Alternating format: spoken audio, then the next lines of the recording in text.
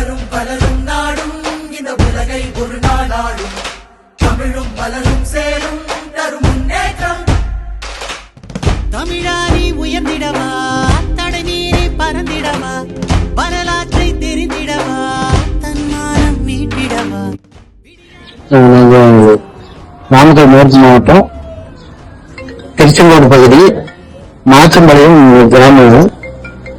இங்கே அண்ணாமலை அன்பு கூட்டம் அப்படின்னு சொல்லிட்டு இந்த சமூக இயக்கத்தை இன்னைக்கு மாச்சம்பாளையம் எல்லாம் கூலி விவசாய தொழிலாளர்கள் தான் இங்க குறைஞ்சது ஒரு 50-60 வீட்டுக்கு மேல இங்க வசிச்சுட்டு வர்றாங்க.